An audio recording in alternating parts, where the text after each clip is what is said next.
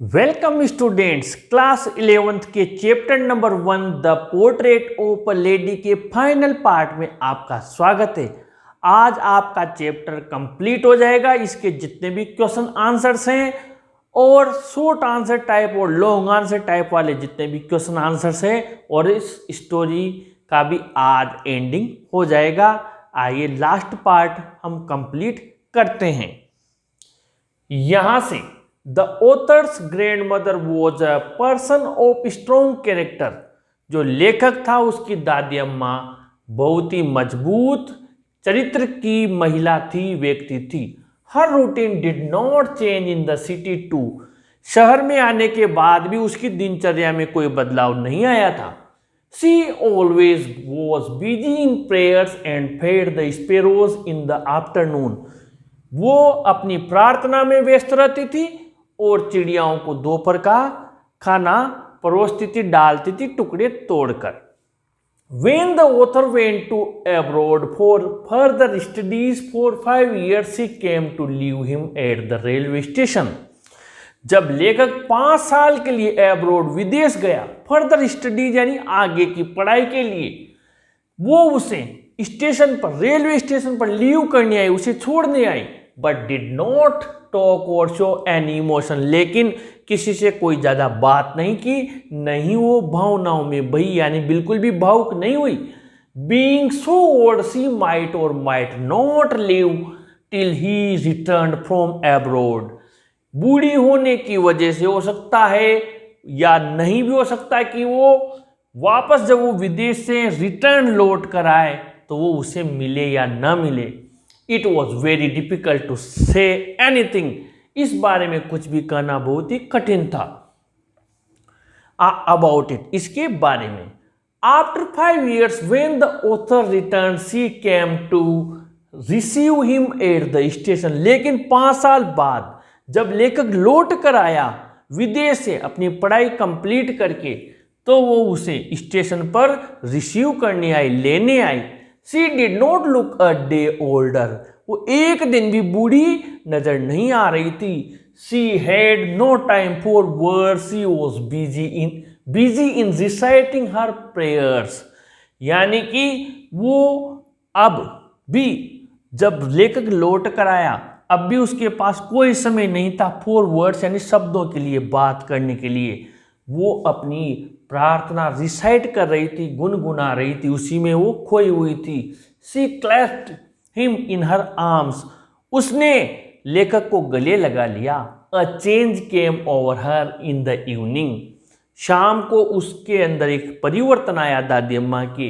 It was the first time that the grandmother missed her prayer. ऐसा पहली बार हुआ था कि दादी अम्मा ने आज अपनी प्रार्थना नहीं की। She collected the women of the neighborhood, got an old drum and sang of the homecoming of warriors।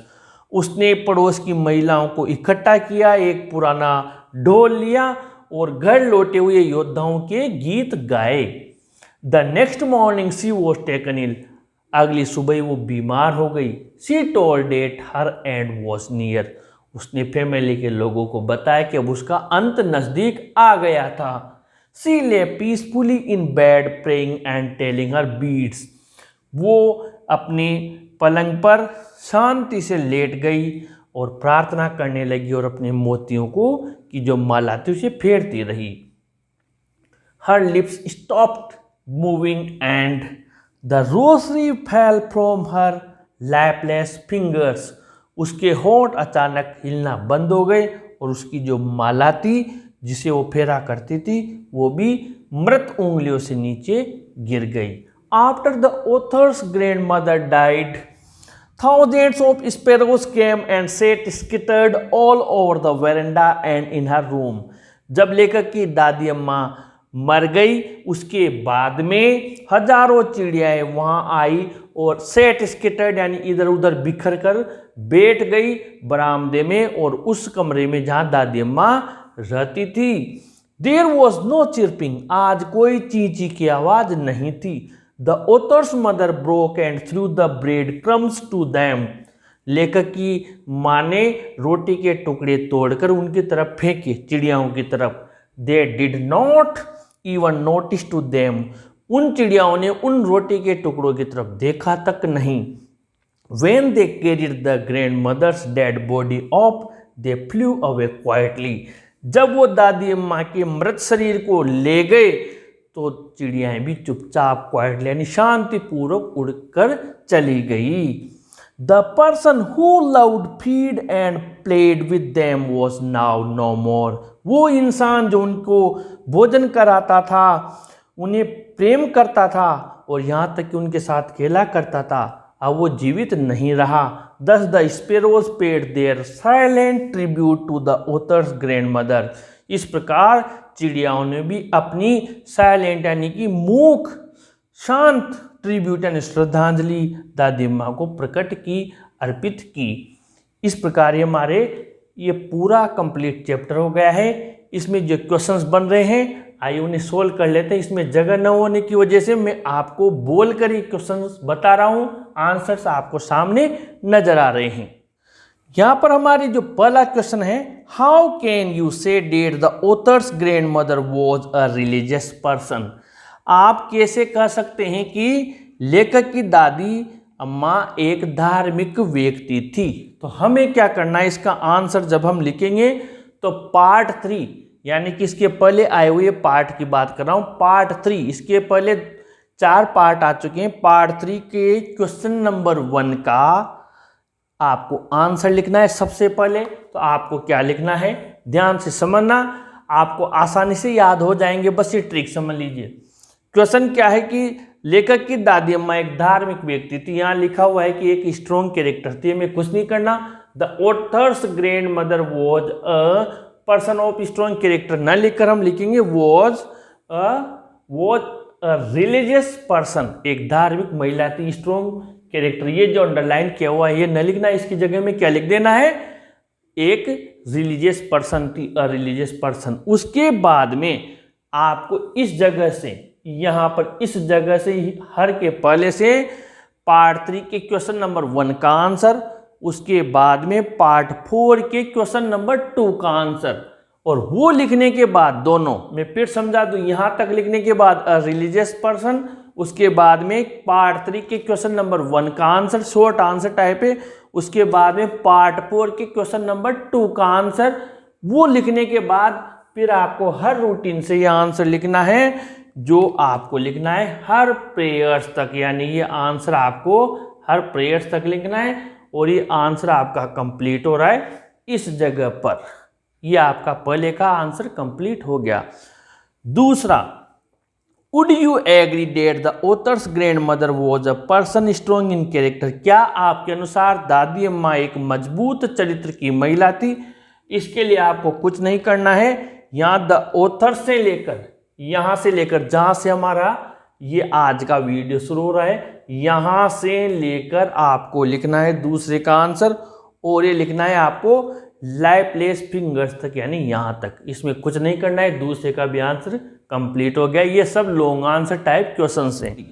Mention the odd way in which the author's grandmother behaved just before she died. वो अजीब तरीका बताइए, अलग तरीका बताइए जिस तरीके से दादी अम्मा ने व्यवहार किया मरने से पहले। वो कैसा तरीका था, कैसा व्यवहार किया, और इसको आपको क्या करना है, आफ्टर 5 से लेकर, यहाँ से लेकर, मैं फिर समझा दूँ, यहाँ से लेकर और यहाँ तक आपको लिख देना है, कोई चेंज नहीं है। Question number 4, mention the way in which the sparrows expressed their sorrow when the author's grandmother died. यानी कि जब लेखक की दादी अम्मा शांत हो गई, उसके बाद में पक्षियों ने, चिड़ियाओं ने किस प्रकार अपना दुख प्रकट किया, उसका वर्णन कीजिए। तो ये क्वेश्चन नंबर 4 है, उसका आंसर आपको लिखना है आफ्टर द से लेकर tribute to the grandmother, यानी कि इसका आंसर आपको लिखना है यहाँ से लेकर, ध्यान से समझे, यहाँ से लेकर और लास्ट तक पूरा लिख देना है क्वेश्चन नंबर 4 का। इसमें आपके अथवा में एक क्वेश्चन दिया हुआ है यहाँ पर, why did the sparrow not pick bread crumbs on the last day. अंतिम दिन चिड़ियाओं ने वो जो रोटी उनको फेंकी थी टुकड़े, उनको क्यों नहीं पिक किया, उनको क्यों नहीं ग्रहण किया, सेम आंसर है। अगला क्वेश्चन इसमें दिया हुआ है आपके अथवा में, how did the sparrows behave when the author's grand mother had died. दादी अम्मा के मरने के बाद उन्होंने किस प्रकार व्यवहार किया, ये भी सेम आंसर है। और इसी का एक और अथवा है, why did the author and the member of his family feel sorry for the sparrows. लेखक और उसके परिवार वालों को पक्षियों के लिए क्यों दुख हुआ, सेम आंसर है।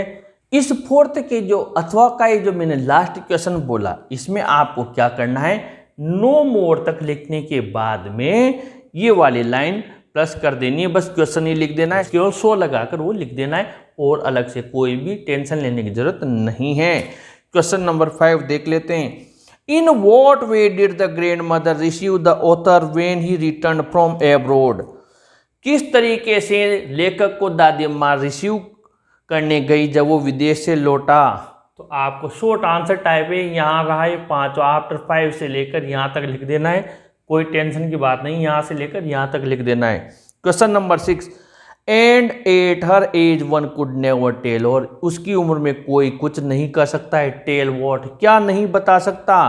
इसका आंसर आपको वेन से लिखना है, क्वेश्चन नंबर 6 का आंसर। और ये आंसर आपको यहाँ से लेकर और यहाँ तक लिख देना है, शॉर्ट आंसर टाइप है, यहाँ से लेकर यहाँ तक लिख देना है। Question number 7, what change came over the grand mother. दादी अम्मा में अचानक क्या परिवर्तन आया था। और इसका जो आंसर आपको लिखना है क्वेश्चन नंबर 7 का, यहाँ से लेकर 7 का आंसर आपको लिखना है और ये यहाँ तक आपको लिख देना है। Question number 8, what happened for the first time according to the author. पहली बार क्या हुआ था लेखक के अनुसार।